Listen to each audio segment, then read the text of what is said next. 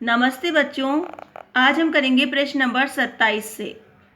यातायात नियमों और यातायात प्रबंधन के विषय में आप क्या जानते हैं, लिखिए। उत्तर है यातायात के नियम हमारी सुरक्षा के लिए, इसलिए हमें हमेशा इनका पालन करना चाहिए।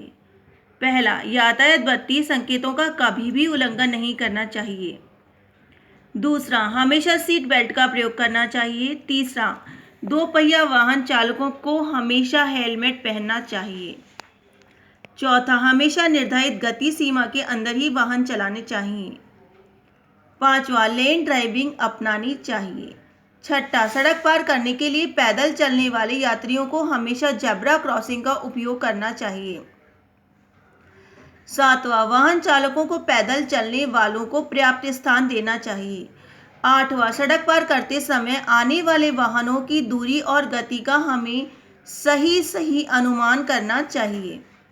नौवां, अपने वाहन पार्किंग स्थलों पर या फिर अन्य उचित स्थान पर ही खड़े करने चाहिए। प्रश्न नंबर 28, आपके विद्यालय में कुछ छात्र नल को खुला छोड़ देते हैं जिससे जल का दुरुपयोग होता है। आप उन्हें किस प्रकार समझाएंगे?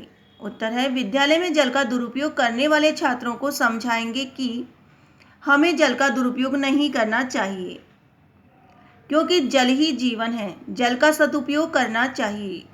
टंकी के नलों को खुला छोड़कर जल को व्यर्थ नहीं फैलाना चाहिए, क्योंकि कल पानी नहीं रहेगा तो हमारा जीवन संकट में पड़ जाएगा, हमारे दैनिक कार्य नहीं हो सकेंगे।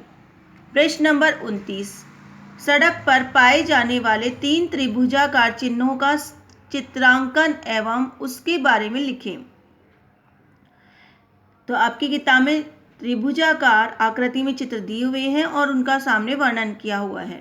आपको भी इसी प्रकार चित्र बनाते हुए वर्णन करना है। पहले चित्र में यह चिन्ह दर्शाता है कि इस मार्ग पर केवल साइकिल वाले ही आवागमन कर सकते हैं, अन्य वाहनों का आवागमन निषेध है। दूसरे चित्र में यह चिन्ह वाहन को सावधानी से चलाने की चेतावनी देता है और ये दर्शाता है कि आगे थोड़ी दूरी पर स्कूल है, अतः गति कम रखें। तीसरा चित्र, यह चिन्ह दर्शाता है कि आगे जेब्रा क्रॉसिंग है, पदयात्री सड़क पार करते हैं, अतः वाहन की गति नियंत्रित करें। प्रश्न नंबर 30, सड़क सुरक्षा तथा यातायात के चिन्हों को पहचानने का अभ्यास करें। उत्तर है सड़क के किनारे लगे बोर्डों पर यातायात के विभिन्न चिन्ह और संकेत बने होते हैं। उनमें से कुछ प्रमुख चिन्ह यहाँ दिए जा रहे हैं। पहला, प्रवेश निषेध। दूसरा, हॉर्न प्रतिबंधित।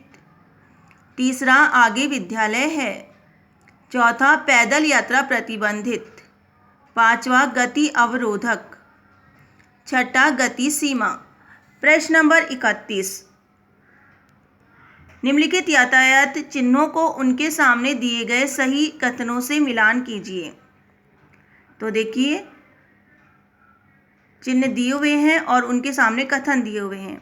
तो पहला चिन्ह दिया हुआ है, उसका होगा प्रवेश निषेध। दूसरा चिन्ह दिया हुआ है तो इसका मिलान करेंगे पैदल यात्रा प्रतिबंधित। तीसरा चिन्ह दिया हुआ है, इसका मतलब है आगे विद्यालय है। चौथा चित्र दिया हुआ है, इसको हम मिलान करेंगे हॉर्न प्रतिबंधित। इस प्रकार बच्चों यह पाठ हमारा पूरा हो गया है। आपको इस पूरे पाठ को अपनी कॉपी में इसी प्रकार से करना है। धन्यवाद।